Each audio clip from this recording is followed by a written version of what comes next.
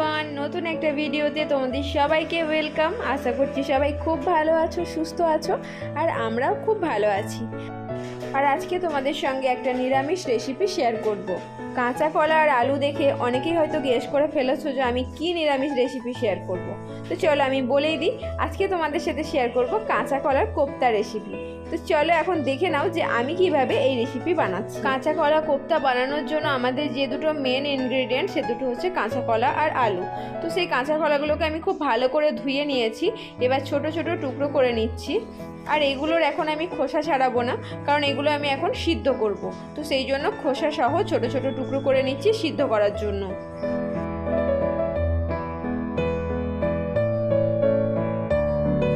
এবার একই রকমভাবে আলুগুলোকেও টুকরো করে নেব, খোসা ছাড়াবো না, যেহেতু এগুলোকেও সিদ্ধ করব কাঁচা কলার সাথে।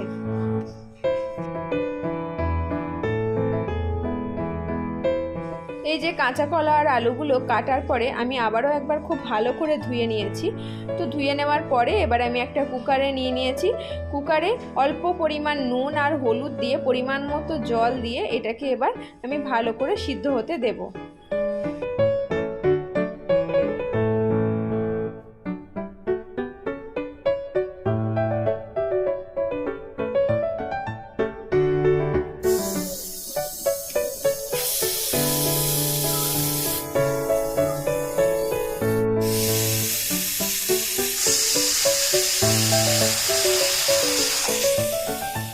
এই যে আমার কাঁচা কলা আর আলু সিদ্ধ হয়ে গেছে, আর কাঁচা কলাগুলো আমি খোসা ছাড়িয়ে পরিষ্কার করে নিয়েছি। আর কাঁচা কলাটা না আমার একটু পরিমাণে কম সিদ্ধ হয়েছে, তো অসুবিধা নেই, ম্যাশ করে নেওয়া যাচ্ছে। তো চলো এবার এটাকে আমি খুব ভালো করে আগে ম্যাশার দিয়ে ম্যাশ করে নিই। এই যে দেখো কাঁচা কলাটাকে আমি খুব ভালোভাবে ম্যাশ করে নিয়েছি। তো ম্যাশ করে নেওয়ার পর এতে কিছু গুঁড়ো মশলা অ্যাড করব। তো প্রথমেই দিয়ে দিলাম পরিমাণ মতো নুন, আর খুব অল্প পরিমাণে হলুদ গুঁড়ো, আর সামান্য লঙ্কার গুঁড়ো, আর দেব কিছুটা পরিমাণ আদা বাটা, আর তার সঙ্গে দেব অল্প পরিমাণ ভাজা মশলা, যেটা আমি ঘরেই বানিয়েছি, আর দিয়ে দেব 2 চামচ বেসন। এবার এই সমস্ত উপকরণগুলোকে একসঙ্গে খুব ভালোভাবে মাখিয়ে নিতে হবে। এই যে দেখো আমি খুব ভালোভাবে মাখিয়ে নিয়েছি। এবার হাতে অল্প পরিমাণ তেল নিয়ে এগুলোকে ছোট ছোট বলের আকার দিয়ে নিতে হবে। তোমরা নিজেদের পছন্দ মতো শেপে বানাতে পারো, আমি এরকম ছোট ছোট গোল গোল বানিয়ে নেব।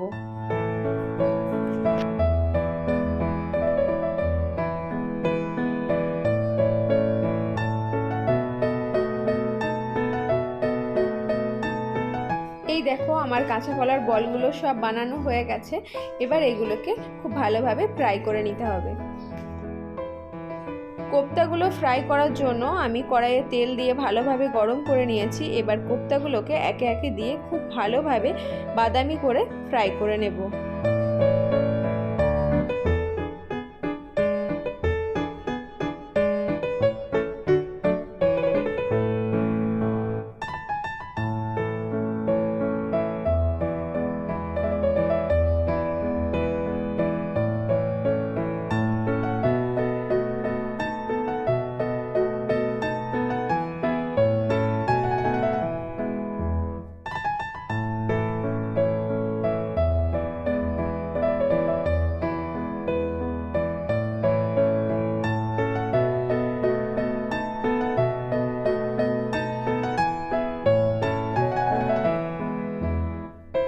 কোপ্তাগুলোকে আমি একদম বাদামি করে ফ্রাই করে নিয়েছি। এগুলো খুব ভালোভাবে ফ্রাই হয়ে গেছে। এবার এগুলোকে একে একে সব উঠিয়ে নেব।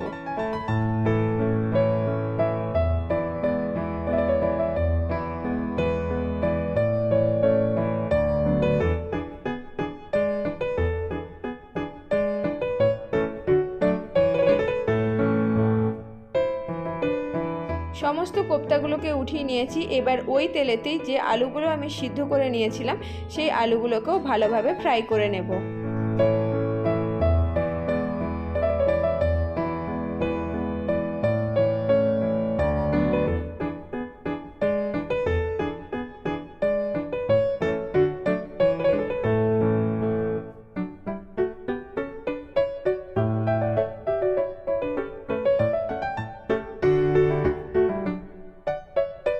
আলুগুলো আমার খুব সুন্দর করে ফ্রাই হয়ে গেছে, এবার এগুলোকেও উঠিয়ে নেব।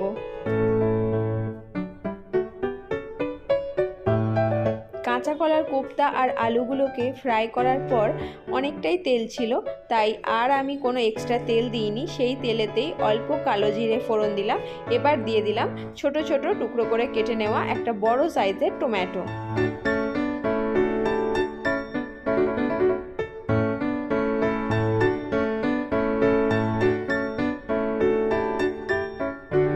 টমেটোটাকে একটু হালকা নাড়াচাড়া করে নেওয়ার পর দিয়ে দেব 1 চামচ আদা বাটা। এবার এই আদা বাটা আর টমেটো দুটোকে ভালো করে ভাজবো।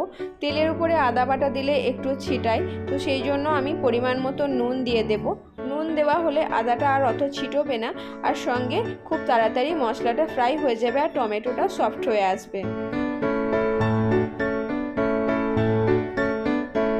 কিছুক্ষণ নাড়াচাড়া করে ভেজে নেওয়ার পর এবার একে একে যে ডেলিকার গুঁড়ো মশলাগুলো আমরা রান্নায় ব্যবহার করি সেগুলো দিয়ে দেব। তো প্রথমেই আমি দিয়ে দিলাম হলুদ গুঁড়ো, তারপর একে একে লঙ্কা গুঁড়ো, ধনে গুঁড়ো, জিরে গুঁড়ো, এগুলো সমস্ত দেওয়ার পরে খুব ভালোভাবে মশলাটাকে নাড়াচাড়া করে কষিয়ে নেব যতক্ষণ না পর্যন্ত মশলা থেকে তেল বেরিয়ে আসছে।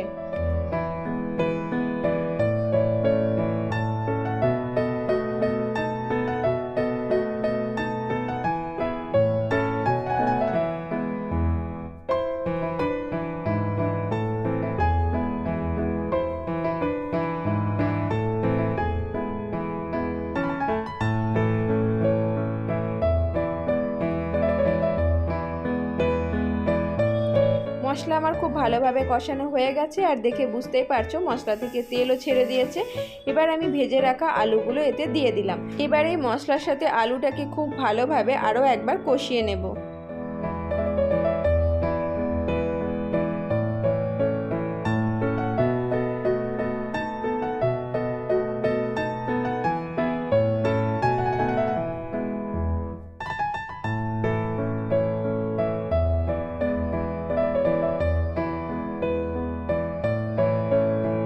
এবার আমি এটাতে খুব অল্প পরিমাণ চিনি অ্যাড করব।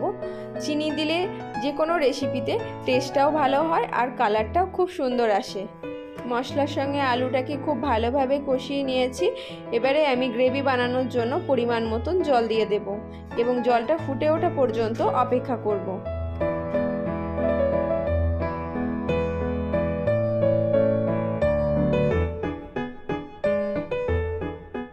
এই যে জলটা খুব ভালোভাবে ফুটে উঠেছে, এবারে আমি যে কাঁচা কলার কোপ্তাগুলোকে ফ্রাই করে রেখেছিলাম সেগুলোকে সব দিয়ে দেব। এরপরে খুব ভালোভাবে নাড়াচাড়া করে গ্যাসের ফ্লেমটাকে মিডিয়াম টু লোতে রেখে ঢাকনা দিয়ে ঢেকে বেশ কিছুক্ষণ রান্না করে নেব। খুব বেশিক্ষণ করার প্রয়োজন নেই, কারণ আলু আমার আগে সিদ্ধ করা আছে, তাই আলু সিদ্ধ হতে বেশিক্ষণ টাইম লাগবে না। এই যে আমার কাঁচা কলার কোপ্তার রেসিপি একেবারে রেডি হয়ে গেছে, আর দেখো গ্রেভিটাও কত সুন্দর হয়েছে আর দেখতেও কত ইয়াম্মি হয়েছে। আজকে আমার এই কাঁচা কলার কোপ্তার রেসিপি যদি তোমাদের ভালো লেগে থাকে তাহলে অবশ্যই একটা লাইক করবে আর কমেন্টে জানাবে যে তোমাদের কেমন লাগলো। আর তুমি যদি আমার চ্যানেলে আজকে নতুন হয়ে থাকো তাহলে অবশ্যই আমার চ্যানেলটাকে সাবস্ক্রাইব করে পাশে থাকা বেল বাটন প্রেস করে রাখবে, যাতে আমি ভিডিও আপলোডের সাথে সাথেই তোমার কাছে নোটিফিকেশন পৌঁছে যায়। আশা করছি তোমাদের ভিডিওটা খুব ভালো লেগেছে। তাহলে চলো আজকের ভিডিও এখানেই শেষ করছি। সবাই খুব ভালো থেকো, সুস্থ থেকো। আবারও আসবো নতুন কোনো ভিডিওর সাথে। ততক্ষণের জন্য সবাইকে টাটা, বাই বাই।